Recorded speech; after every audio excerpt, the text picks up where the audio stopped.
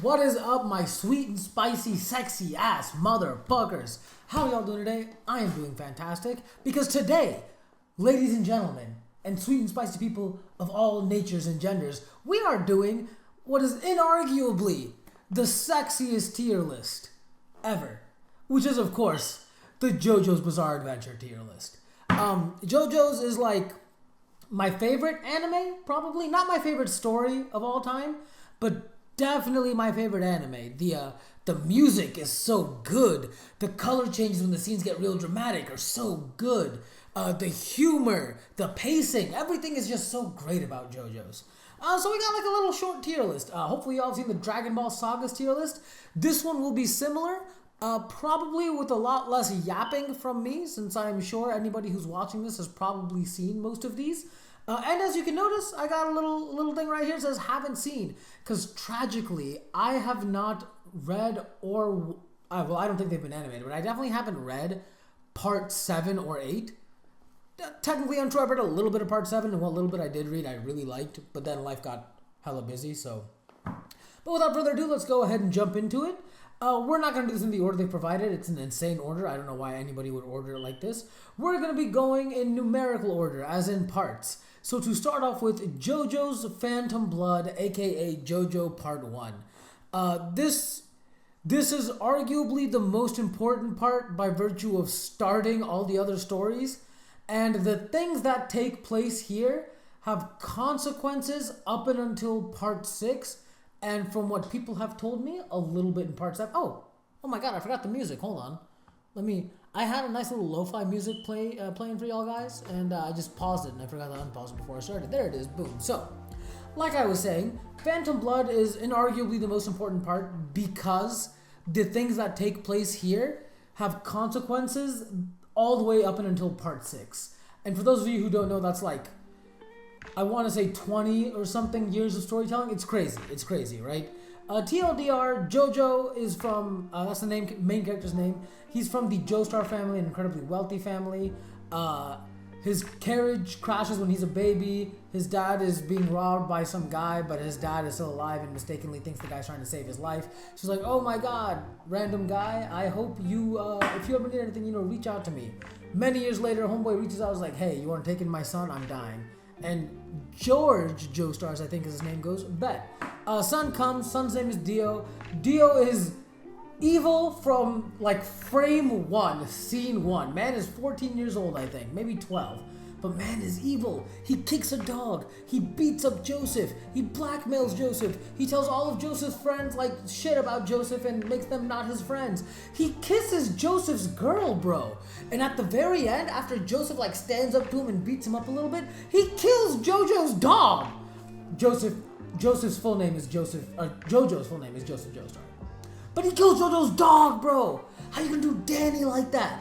Anyway, TLDR, man becomes a vampire, kills George.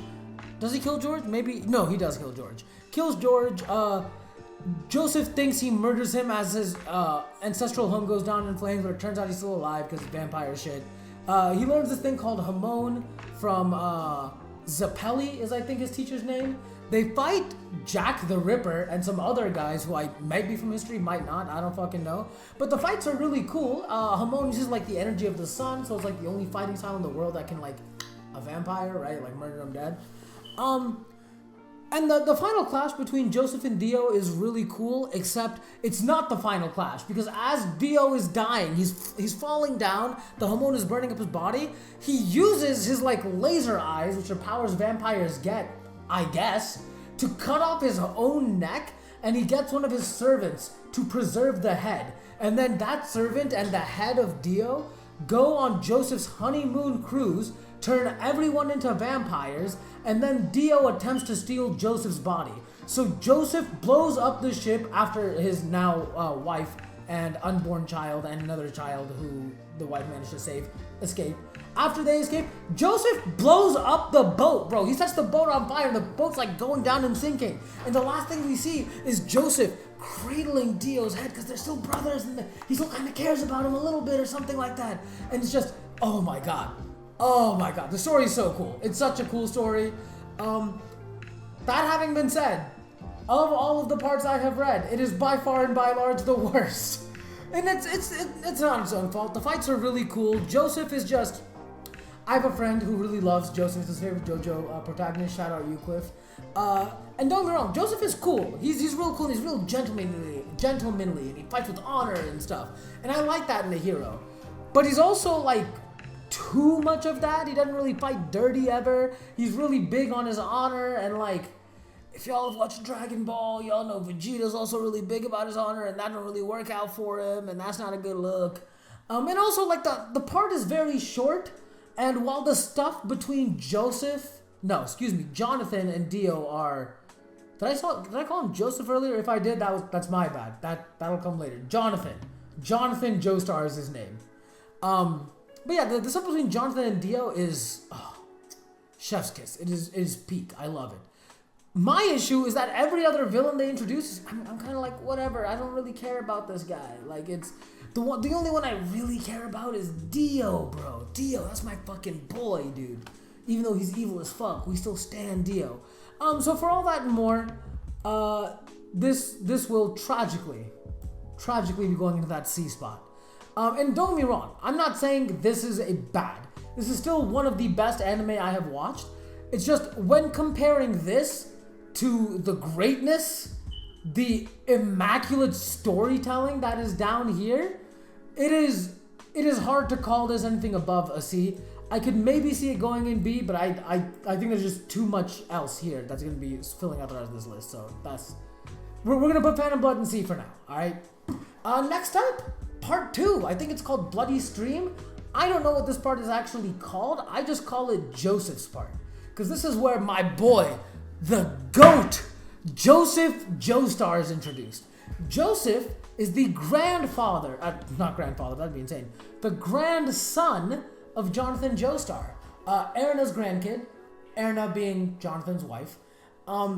This guy is awesome, dude. At age 15, he was kidnapped, and he was such a natural with Hamon that without even like knowing how to use it, he uses it to beat the shit out of the two guys who like kidnapped him on a plane. And the plane is crashing and he doesn't give a fuck. He's like, bro, I'll crash with y'all if I have to. I don't give a... Joseph is so fucking real. He's such a G, dude. The story is very cool. It follows like Joseph's adventure on trying to, I believe, stop the vampires that are introduced in this season. And these are like vampires who were above the like order of vampire that Dio was. Their names are Cars, Eshideshi, and a third band name that I can't remember, and I'm real sorry about it. But it's an awesome part. I know the first vampire they actually fight is like the same order as Dio. It's Zappelli's kid, I want to say. Maybe no, not Zappelli. It's Strizo. It's some guy that we met in the last part who I didn't mention because he's basically irrelevant. But he becomes a vampire and he hunts down Joseph. And Joseph, while he's fighting this man, out of nowhere, pulls out a fucking machine gun. Like, it came from nowhere. Was he hiding it in his ass? I don't know. But he pulled one out of his back like it was there the whole time. And he's been shooting at the guy. Like, it's fucking awesome. And his favorite move to use when he's losing a fight is maybe the most tactful move I've ever seen anybody use. It's called run away. And man just runs away because he's smart and he values his life. It is crazy, bro. So Mans goes to, I want to say it's like Egypt or somewhere. No, Egypt is the next part. He goes to some like desert place where he meets some Nazi guy, and the Nazi is initially antagonist to him, but then they kind of become friends, and like it's kind of weird because like Nazis, but also like this Nazi's kind of cool. Oh, I feel real bad about saying that. The German soldier he meets is good as a German soldier, and that is about the highest compliment I think I can give him by virtue of what he was. But none of the like murdering of Jewish individuals is in this story at all. It's the 1940s and he's a German soldier, so you know it's possible they're living in an alternate reality where Hitler wasn't a thing. But yeah. All this culminates into like a really epic last fight. Before we get to the last fight, we meet Caesar and Lisa. Caesar is another student of Hamon, the same way Joseph is. Turns out Caesar is actually Zeppeli's kid. And Caesar is like, he's awesome. He's a great guy. He's a real like playboy, but he's also like really caring, and he loves his master, Lisa. Lisa we learn is like a Hamon genius, and we also later learn she is Joseph's mother. Joseph was raised by Erina, his grandmother, after his dad died when he discovered some, I think, businessmen were also vampires. And when Lisa learned this, she gave the rights of Joseph to Erina so she could hunt down these motherfuckers and just murder them. Just kill them dead. I don't know why she never came back for her son. I guess maybe she was just too depressed, but yeah. And Lisa, smoking. We love her. But yeah, they fight these like 3 vampires, Eshi, Cars, and the one whose name I can't remember. And the one whose name I can't remember, I think, kills Caesar. Joseph eventually ends up beating Eshi, I believe. And after he beats Eshi, he has to go beat the one who killed Caesar. And the scene where they find out Caesar's dead is like, oh, it's so tragic, bro. It's so sad. And like Caesar, even in his death, the reason they have to fight these vampires is because they both poisoned Jojo, and the antidote was like in their collars, but there's no way to get the collars without killing them or without beating them or doing some fuck shit, which is what Caesar does. Because after Joseph gets his half of the antidote, he has to go get the other half, so he's trusting Caesar to get it for him. And even though Caesar dies, they find above like the rubble where he's like been pummeled, just a little bubble of Hamon with the antidote inside that he managed to sneak off Homeboy's, I guess, body while he was dying. It's like, it's such a sad, poignant moment, but like, even in his last moments, he was so focused on like saving his friend, bro. Like, it's, I'm getting teary-eyed thinking about it, bro. It's so good. It's so good. And then, of course, Joseph kills that guy. Cars becomes like the ultimate vampire or whatever. And their final battle is on the top of the volcano, which then explodes and is going into space. And Joseph debates Homeboy to stay on the thing and also pushes it further into space. So Cars actually doesn't die. He's just frozen in the empty void of space because he can't die because he's a vampire. So he's frozen in the empty void of space as like a sentient rock for all of eternity, as far as we know. And that's where part 2 ends. But part 2 is real good. Part 2 is excellent. Probably one of my favorite parts, besides one other part we'll be talking about here in a moment. This will be S tier for sure. I love part 2. It doesn't overstay its welcome. It's not too long. It's like very well paced.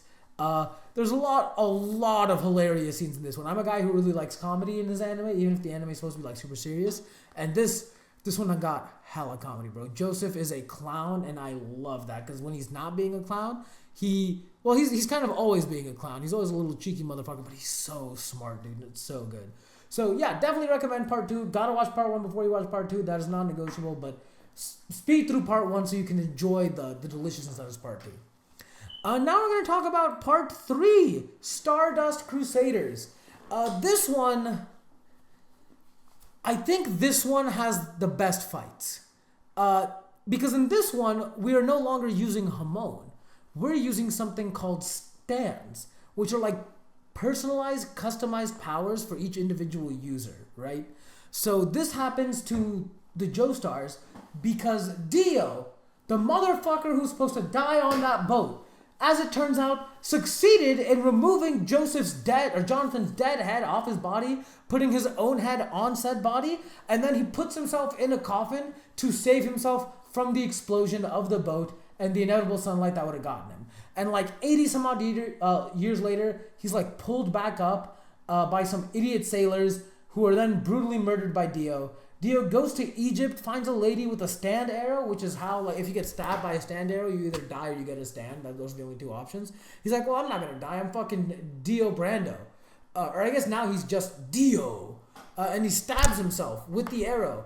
I don't know why I'm doing this for stab. He probably does it more like here. But he gets a stand, and his stand is like super, uber, crazy powerful. It can stop time. It's called the World. We'll get to that in just a moment. But before we do, because he's in Jonathan's body, the like latent blood of Jonathan is now like activated across the world with like stand power. So all of his relatives also get this stand ability, right? So that means Joseph, the man, the myth, the legend, the still alive but now very old man, gets a stand ability.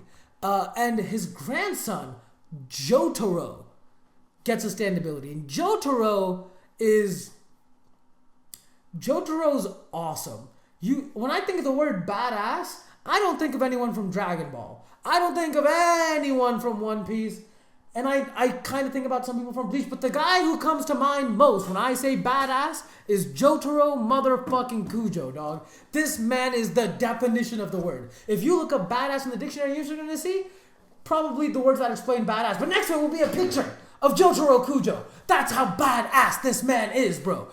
First off, any woman who hits on him, he doesn't give a single flying fuck about women, bro. That's crazy. For a 17-year-old to not give a fuck about women, I don't know what y'all are like when you were 17. I know when I was 17, bro, that was the only thing I cared about. Y'all know what I'm saying? Like, I was a fiend. But Jotaro doesn't give a single fuck. He calls his mom a bitch, which isn't badass, kind of rude, but also it just kind of goes to show he's a tough guy. And then when his mom's stand-up potential is awakened, she doesn't have the constitution because she's like, Joseph's daughter, right? Like blood daughter. So she doesn't have like the constitution to be able to like withstand or control a stand ability. So she begins to die. That's what happens to his mom. She begins to die. And even though he calls her a bitch all the time, he's immediately struck with incredible concern because he loves his moms. Who doesn't love his mom? Yeah, it's great. It's great. It's a really good story. So then Joseph tells Jotaro, listen, there's a crazy guy called Dio. He was your great-great-grandfather's arch enemy. We're going to go to Egypt. We're going to fucking ice this motherfucker. We're going to kill this son of a bitch. But we need a team, right? So with him already is Muhammad Avdol.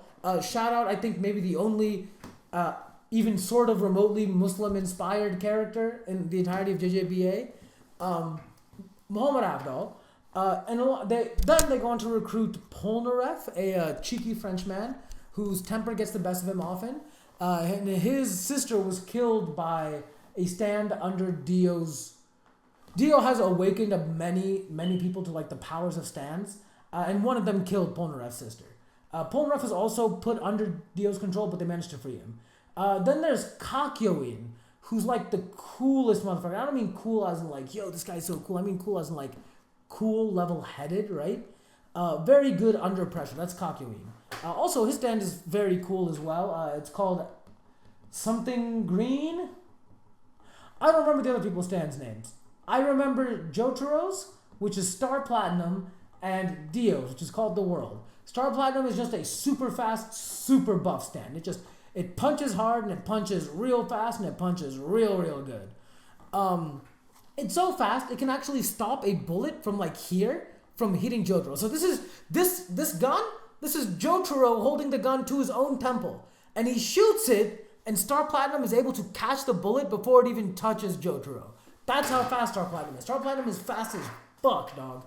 And they basically just go globetrotting, right? So the reason I'm not going to spend a whole bunch of time talking about like the individual stands we encounter is because this part is, it's more like weekly battle shonen because that was kind of what was popular during the time this manga was being produced. So that's the kind of style that the author went with.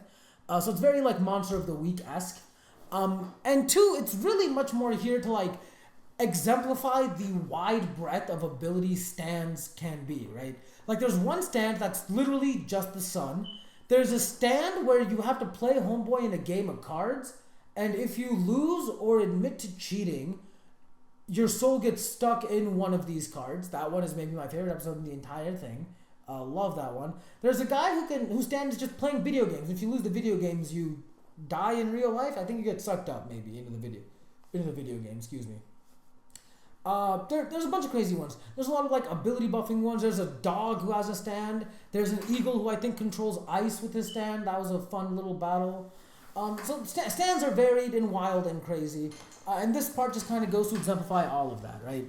What I really want to talk about is the final battle in this particular part, which is the battle between Dio and Jotaro, right? This is maybe the single best fight in the entirety of JoJo's Bizarre Adventure. There's a lot of fights that I enjoy. I don't think it gets better than this fight. This fight is bananas, dog. It is crazy how good this fight is. So off rip, Avdol dies in the fight before this. Sucks. R.I.P. My man.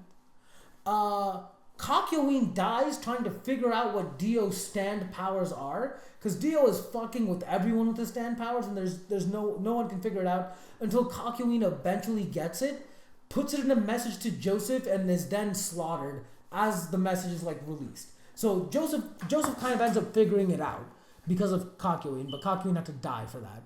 Joseph is also basically dead. And as Dio's about to suck up the blood from his body, because that's what he's after, he wants to like fully merge with Jonathan's body because the body still isn't completely 100% like synchronous with him. And once he gets that, he'll have like a crazy power up or something. It's very Dragon Ball-esque, right? And as he's about to suck the blood up, Jotaro shows up. And this is where like the very famous meme of like, oh, you're approaching me comes from. Dio literally goes, oh, you're approaching me. And Jotaro goes, I can't kick your ass if I don't get closer to you. Like, it's so raw, bro. It's so good.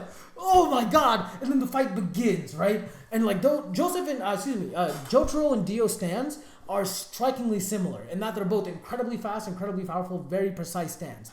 The only difference is, I think I mentioned this earlier, Dio's stand can stop time. Literally stop time. So while Jotaro's putting up a great fucking fight, an amazing fucking fight, Dio is constantly like pausing time to kind of abuse those like 5 seconds where he can beat the shit out of Joseph, right? Or Jotaro, right? And then Dio notices Jotaro's eyes begin to like follow him while time is paused. And Dio like freaks the fuck out. He's like, oh my God, what the hell? I gotta put this kid down before he gets any stronger, right? And then I believe Polnareff interferes with the fight because Polnareff is still alive, right? He interferes as Jotaro is close to being killed, and Jotaro has to stop his own heart so that Dio can't hear his heartbeat, so he can't track him down.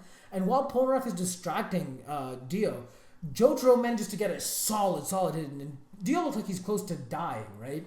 And he, as they like kind of leave his body there, and they're like huffing and puffing because the fight is so tired, Dio manages to grab onto the back of a car and hitches a ride back to Joseph's body, where he completes the transformation by sucking out some blood from Joseph. And he kind of does go Super Saiyan. His hair doesn't turn blonde because it already is blonde, but it becomes like spiky. His costume becomes like real black and like leathery, really BDSM type vibes. And there is kind of like an aura to him, right? And this is where the famous road roller meme comes from, where Dio will literally pick up, like he literally picks up a steamroller and drops it on Jotaro. And then as he's going, he's like, ah ha ha, I win, finally, because he dropped it in like when his time stopped. And as soon as the time stop was done, he starts laughing and cackling. And then he notices time stops. And he can't move. He's thinking, well, hold on, what the fuck? I didn't do that. And then from behind him, he can sense it as he hears Jotaro going, you played yourself, idiot. Because Jotaro's stand, Star Platinum, can evidently also stop time, which kind of makes sense because of how strikingly similar the stands were, and I think he was kind of like figuring it out during this fight. But this fight is so hype, and then he gets him with the best aura ever, bro. That's actually not true. There's one aura that is slightly more satisfying. Aura is the sound that Star Platinum makes when he's punching the shit out of people. But he punches the shit out of Dio. And I think the sun rises as he's punching the shit out of Dio, which does in fact kill Dio, I think. And then in the hospital ride, they say like, oh, Joseph doesn't really have much of a heartbeat. And then they're like, but if you have like blood type that matches his, we can maybe make it work. And then he goes, oh wait, but Dio's has like my grandfather's blood. So they do a blood transfusion into Joseph using Dio's blood, which is now also kind of Joseph's blood. And Joseph wakes up and he begins cackling like an evil madman, claiming he's Dio. And then as Star Platinum comes out, he's like, no, wait, I'm kidding. Joseph just loves being a fucking shit. But that is basically part 3. And oh my God, I love part 3. I love part 3, bro. I love it so much. And it sucks that I can't give it higher than a B. I hate that I can't give it higher than a B. I don't know why it's stuck there. We're going to leave it like that for now. There it is. I hate that I can't give it higher than a B, but it's long, man. The first 2 parts together, I want to say are like 20-something episodes. This part is like 50. Maybe more than 50. This part is long, you guys. By far and by large, the longest part we've had of any JoJo series, right? And like it's cool. Don't get me wrong. The fights are really interesting, but the narrative that ties them together it's not weak because a lot of the fights have emotional strength, but some of the fights just don't matter. Like there's a fight where there's an ape whose stand is a boat, and the gorilla or ape is like creeping on a underage child. Really, really weird shit. Really, really weird stuff. I wasn't a fan of that. There's a number of other stands that kind of end up not mattering a whole bunch in the overall arching narrative. The narrative stuff that's here is really good. If it was just the Dio related stuff, like the stuff that tied in directly with Dio, I think this would be an S tier arc, like undoubtedly. But tragically, there's a lot of enemies Dio throws at these guys, and not all of them give them information on Dio. They just kind of show up, fuck up their lives, and then get killed at the end. Like that's it. So I can't give it higher than a B, even though that Dio fight at the end is like pentuple S tier. It's so good. So I would definitely watch this part. I would look up the episodes that are absolutely necessary to watch to understand the entirety of this part. If you don't care about understanding stands, if you do, watch the whole thing. It's fun. It's a fun watch nonetheless, right? I still like it, but that's where I'm at with Stardust Crusaders. It's good. It's not great. Part 4. This part is, oh my god, it's so bananas how good this part is. When I watched this, my mind was not able to comprehend how amazing this was. And I don't mean like, I was too dumb to understand. I mean, I was understanding what was going on, and my mind was going, there's no way this is actually this good. But it was, bro. The thing I like most that this part does is, as opposed to like introducing a bunch of new stands and like them beating those stands in one episode, there are a ton of stands in this part, don't get me wrong, but a lot of them are given to like people who just live in this town called Morio, right? Yeah, Morio is the name of the town. And the town itself even is kind of like one of the main characters, if that kind of makes sense. Like the town of Morio is the setting, but it's also very much alive in its own right, and it's so rich and filled with so many interesting people. One of which is, of course, our boy, my favorite son, Josuke. Josuke, not Joestar. Also not Kujo. I actually forget what Josuke's last name is. That's probably kind of bad of me. But Josuke's stand is both faster and stronger than Star Platinum in terms of like actual physical strength. It can't pause time, but it can do alchemy. Like literally the law of equivalent exchange from Fullmetal Alchemist Brotherhood. That's what this stand is. It literally just does alchemy. It's so fucking sick, bro. It's very cool. A very fun interpretation of this. And in episode 1, we get the boy, the goat, Jotaro Kujo, coming to tell Josuke that his dad is actually Joseph Joestar. That's right, Joseph Joestar, the ultimate cheater, cheated on his wife as well, and had an illegitimate baby when he was older than he was in Stardust Crusaders. Which, first off, good job, Joseph, get it, son. But also, damn, Joseph, how you gonna treat your wife like that, bro? That's crazy. But yeah, and then as he's here, he's kind of like wanting to kind of connect with Josuke a little bit, right? He's also here, I think, in town chasing an evil stand user, if memory serves. It's been a while since I've seen this part, so forgive me. Jotaro's involvement is important, but the reason he's there is kind of not. But Josuke's grandpa is like a cop, and in episode 1, he dies due to like a stand user. So Josuke and Jotaro chill in his house, waiting for Homeboy to come back to the scene of the crime so they can fucking ice this man. And this guy's stand is just water manipulation. And the way they beat him is just, it is so mad. I don't even want to spoil it for you guys because it's so cool. Definitely go watch this part. There's a wealth of interesting and fascinating characters. There's Okoyasu, who initially is antagonistic but ends up being a good guy. There's, oh my god, I'm gonna forget his name. No, I can't. Koichi. There it is. I think it's Koichi. Koichi, who starts off as a little bitch, and his stand is very reminiscent of Cell. And as his like character arc develops, his stand also evolves the same way Cell kind of like gets more parts, right? It's very, very cool. His stand is super sick. The humor in this part, like the others, is great. The music in this part might be the best it's been in the entire series. I love it so much.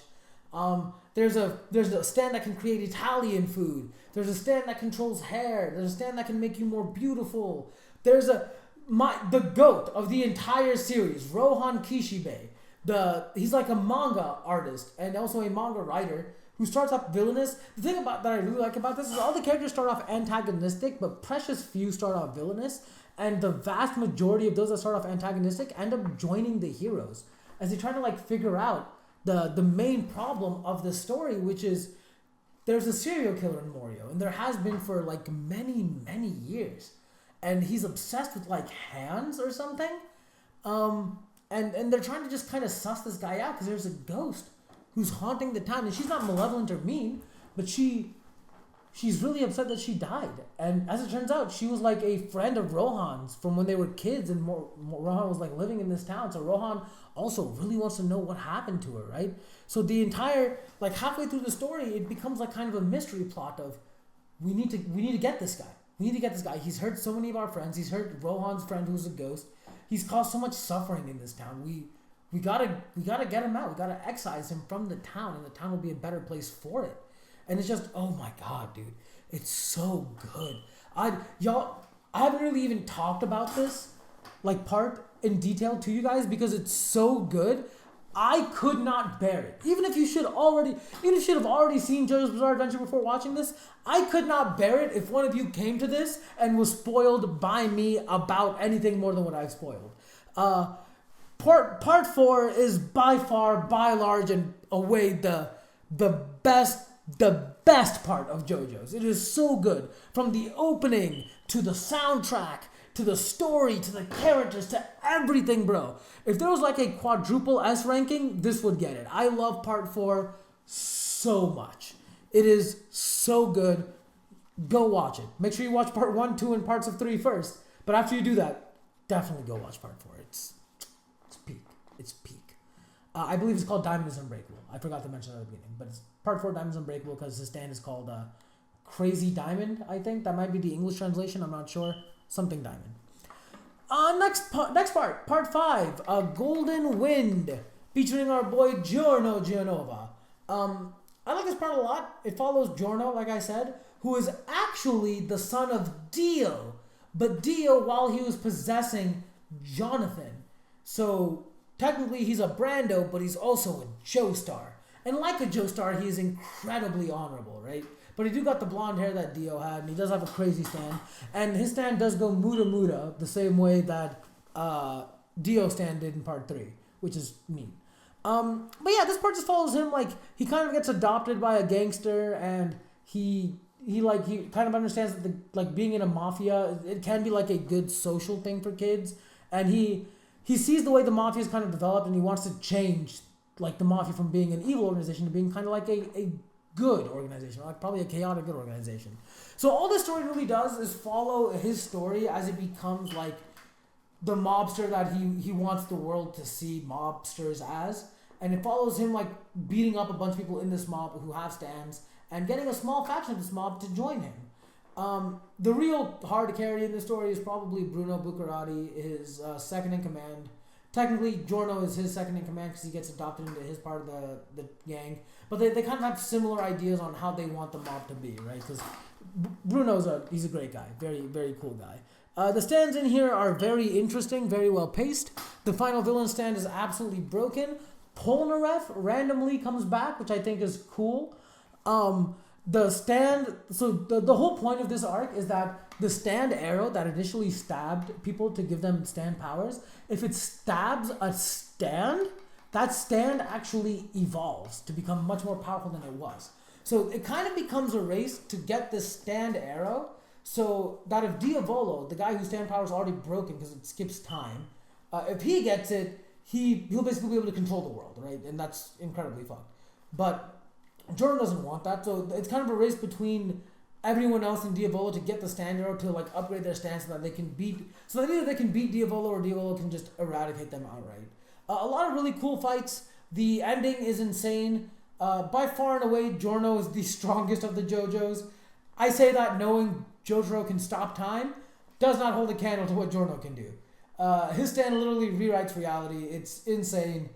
Check it out. It's good. I like part 5. I like it a lot. It's not necessary to understand the overall plot of JoJo's. That even said, it was very fun. The music is very good. And the art is great, and the posing gets even more insane in part 5. So I love part 5. It's great. Definitely gets an A for me. Part 6. So I have actually not watched the anime for this, but I was so enamored with part 5 that I had to go read part 6 manga because the anime wasn't out after I finished part 5. Part 6 is wild, y'all. It follows Joylene, Jotaro's daughter. Jotaro at this point is a marine biologist, I think, so his true love is the sea, but he also finds love with a woman and has a kid and then divorces said woman, so absentee father, kind of shitty, but tracks for what we know of Jotaro. It starts in a Florida prison. That's where this story starts. She's in Florida and she's in prison. And the whole story takes place within the realm of that prison. Her dad comes to visit her while she's in prison trying to get her out. And her dad is actually, I think, like shot and is in a coma while he's in there. And she's like, oh, well, I mean, it had to be somebody from inside this prison, so I'm not leaving the prison, bro. I'm staying here as a cellmate. I'm going to find who fucked up my dad and I'm going to beat his ass. The ending is kind of bad shit. There's a lot of really cool characters. I don't want to spoil too much because it's all very plot heavy and the ending is kind of integral to understanding how part 7 and 8 come about. It's okay. I'll say it's better though. It's definitely better than part 1. I think it's on par with part 3. I like this part a lot. I actually loved it initially when I watched it. I just say it's even a little bit better than part 3, even though there's no fight that compares to the Dio Jotaro fight. It's probably still a little bit better overall because the narrative is so good. When I read it initially, it was probably like my second favorite part behind part 4. But after kind of watching the anime a little bit and kind of thinking it over it more, I can understand why people don't like it as much, and I can I think I maybe overhyped it in my head because I was on such a JoJo high, right? So I think this is fine in B. I think it's good in B. I like the way this looks. 2 S tiers make sense. 1A makes sense. 2B makes sense. 1C makes sense. These two I have not seen. I haven't finished part 7. I'm not even close. And I haven't even started JoJolion. And I don't know what part 9 is called or is going to be called. But I haven't started that either. But yeah, this is the Joestar, the JoJo tier list. We got this done in 37 minutes. This might be my shortest tier list ever. I think I was much more succinct in this one. I am just bragging on myself now, but I kind of deserve it because I'm normally much more long-winded. And for what it's worth, if I had taken the time to actually break down part 4 and 5 the way I wanted to, I probably would have been like an hour, maybe more. But I also, those parts are really good and I don't want to spoil anybody. Part 2, I think I had to spoil to get some of y'all started on JoJo's because part 2 is kind of baller. But yeah, this is the tier list. If y'all enjoyed, please leave a like and a subscribe, or don't. Again, not your dad. Can't tell y'all what to do. But if you could, that would be great. I would sincerely appreciate it. And make sure y'all drop in the comments below. What other things do you want me to rank? I tried doing a shonen tier list before this because that's what I wanted to do for this video. But I couldn't. There was one that I found that was only like 18 entries, which I liked. I don't like super long tier lists if I can help it. But I couldn't read half the names, and I could only recognize half of the symbols or half of the logos, right? So that's not great. So if y'all want anything like that, drop that down in the comments below. Anything else y'all want to hear my opinion about, drop it in the comments below. Anything y'all want me to watch, anything y'all want me to play, anything y'all want me to review, drop that shit in the comments below, dog. And if you disagree with me, drop your comments below, bro. I'll fight you in the comments, not in real life, because I think you're too nice. Anyway, y'all take care. Have a great day. I'll catch y'all in the next one. Peace.